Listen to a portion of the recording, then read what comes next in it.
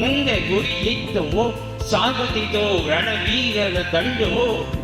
ಇಂದು ಹಿಂದೆ ಗುರುವಿಲ್ಲ, ಮುಂದೆ ಗುರಿ ಇಲ್ಲ, ಸಾಗುತ್ತಿದೆ ರಣವೇಣಿಗಳ ದಿಟ್ಟು.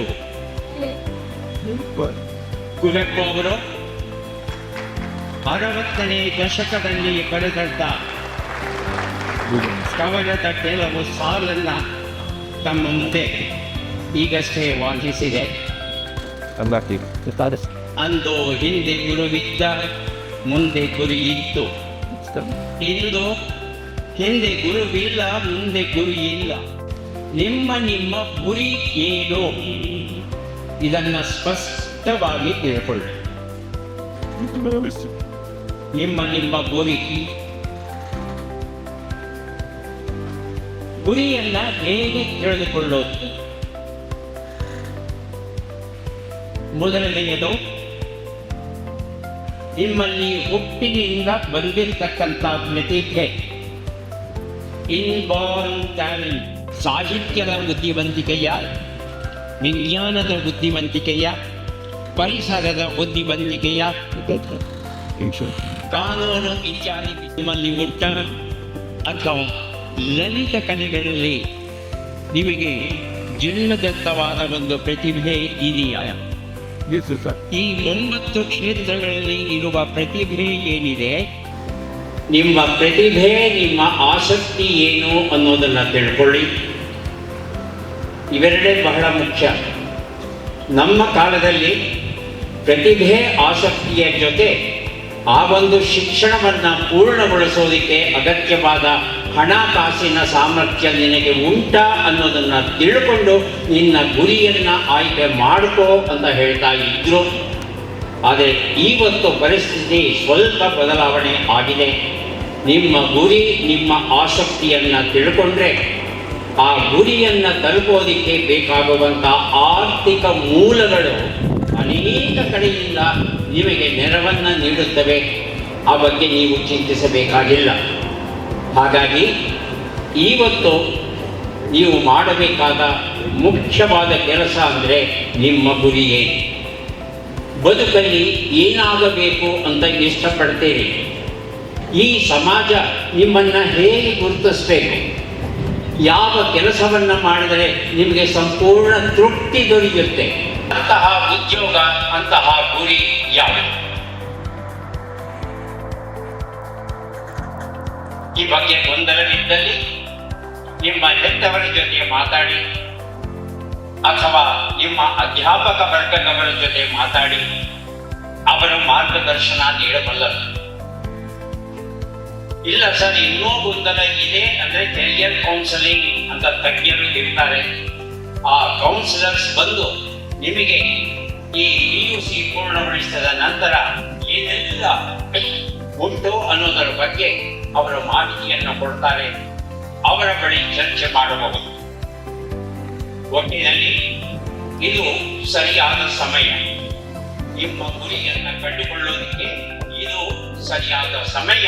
ಹಾಗಾಗಿ ನಿಮ್ಮ ಗುರಿಯನ್ನ ನೀವು ಕಂಡುಕೊಳ್ಳಿ. ಇದು ನನ್ನ ಮೊದಲ ಪ್ರಾರ್ಥನೆ. ತಾಯಿ ನುಡಿ, ತಾಯಿ ನಾಡು, ಈ ಮೂರನ್ನ ಮೀರಿಸುವಂತ ವಸ್ತು ಮತ್ತೊಂದಿಲ್ಲ. ಮತ್ತೆ ಈ 3 ವಸ್ತುಗಳಿಗೆ ಬದಲಿ ಅನ್ನೋದು ಇಲ್ಲ, ಆಲ್ಟರ್ನೇಟ್ ಅನ್ನೋದು ಇಲ್ಲ. ತಾಯಿಗೆ ಆಲ್ಟರ್ನೇಟ್ ಉಂಟಾ? ಖಂಡಿತ ಇಲ್ಲ.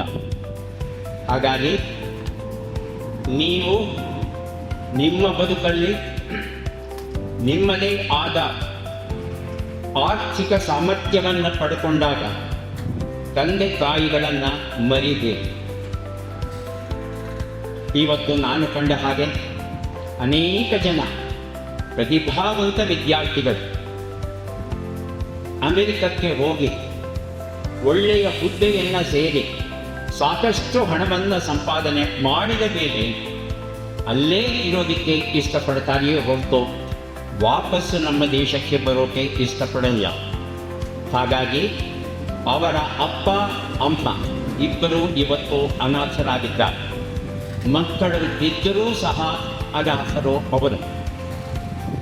ಇರೋದಕ್ಕೆ ಮನೆ ಇದೆ, ಬದುಕನ್ನು ನಡೆಸೋದಕ್ಕೆ ಸಾಕಷ್ಟು ಬ್ಯಾಂಕ್ ಬ್ಯಾಲೆನ್ಸ್ ಇದೆ.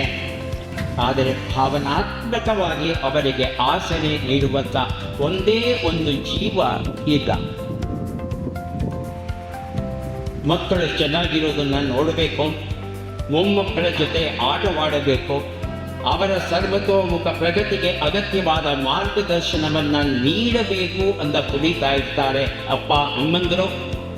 ಆದರೆ ಮಕ್ಕಳು ದೂರ, ಮೊಮ್ಮಕ್ಕಳಂತೂ ಮತ್ತಷ್ಟು ದೂರ. ಹಾಗೆ ವಿದೇಶಕ್ಕೆ ಹೋಗಿ ಕೆಲಸಕ್ಕೆ ಸೇರಿ ಚೆನ್ನಾಗಿ ದುಡೀರಿ, ತಪ್ಪೇನೂ ಇಲ್ಲ. ಆದರೆ ಒಂದು ಘಟ್ಟದಲ್ಲಿ ನೀವು ವಾಪಸ್ಸು ನಮ್ಮ ದೇಶಕ್ಕೆ ಬಂದು ನಿಮ್ಮ ಹೆತ್ತವರನ್ನು ನೋಡ್ಕೋಬೇಕಾದದ್ದು ನಿಮ್ಮ ಧರ್ಮ ಕರ್ತವ್ಯ ಅನ್ನೋದನ್ನು ಮರಿಬೇಡಿ. 5 ಭಾಷೆಗಳನ್ನು ಕಲಿತಿದ್ದೇನೆ, ಮಾತನಾಡಬಲ್ಲೆ. ಆದರೂ ನನ್ನ ಭಾವನೆಗಳು ಅನ್ನೋ ಪ್ರಶ್ನೆ ಬಂದಾಗ ಆ ಭಾವನೆಗಳನ್ನು ಕನ್ನಡದಲ್ಲಿ ಸಮರ್ಥವಾಗಿ ವ್ಯಕ್ತಪಡಿಸುವ ಹಾಗೆ ಬೇರೆ ಭಾಷೆಗಳಲ್ಲಿ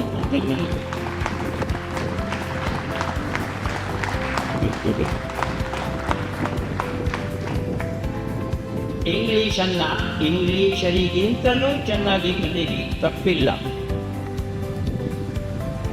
ಜಗತ್ತಲ್ಲಿ ಸರ್ವಶ್ರೇಷ್ಠ ಇಂಗ್ಲಿಷ್ ಭಾಷೆಯನ್ನು ಆಡುವ ಸಾಮರ್ಥ್ಯ ನಮ್ಮ ಭಾರತೀಯರಿಗೆ. ರೈಟ್ ಆನರಬಲ್ ಶ್ರೀನಿವಾಸ ಶಾಸ್ತ್ರಿ ಅಂತ ಬಹುದೊಡ್ಡ ವಾಗ್ಮಿಗಳು, ವಕೀಲರು ಒಬ್ಬರು. ಈ ದುಂಡುವೇಟಿನ ಸಮ್ಮೇಳನದ ಸಂದರ್ಭದಲ್ಲಿ ಬ್ರಿಟನ್ನಿಗೆ ಹೋಗಿ ಅವರು ಇಂಗ್ಲಿಷ್ ಭಾಷೆಯಲ್ಲಿ ಮಾತನಾಡೋದಕ್ಕೆ ಶುರು ಮಾಡ್ತಾರೆ. ಅವರ ಮಾತಿನ ವೈಖರಿಯನ್ನು ಕಂಡಂಥ ವಿನ್ಸ್ಟನ್ ಚರ್ಚಿಲ್, ಬ್ರಿಟನ್ ದೇಶದ ಪ್ರಧಾನಮಂತ್ರಿ, ಇಂಗ್ಲಿಷ್ ಸಾಹಿತ್ಯಕ್ಕಾಗಿ ನೊಬೆಲ್ ಪಾರಿತೋಷಿಕವನ್ನು ಪಡೆದಂಥ ಮಹಾನುಭಾವ ಎದ್ದು ನಿಂತು ಹೇಳ್ತಾನೆ, ಸ್ವಾಮಿ, ನಿಮ್ಮ ಮಾತನ್ನು ಕೇಳಿದ ಮೇಲೆ ನಮ್ಮ ಇಂಗ್ಲಿಷ್ ಎಷ್ಟು ಸುಂದರವಾದ ಭಾಷೆ ಅನ್ನೋದು ನಮಗೆ ಗೊತ್ತಾಯಿತು. ನಮ್ಮ ಭಾಷೆಯ ಬಗ್ಗೆ ನಮಗೆ ತಿಳಿಸಿಕೊಟ್ಟಿದ್ದೀರಾ, ನಿಮಗೆ ಧನ್ಯವಾದಗಳು ಅನ್ನೋ ಮಾತನ್ನು ಹೇಳ್ತಾರೆ ವಿನ್ಸ್ಟನ್ ಚರ್ಚಿಲ್.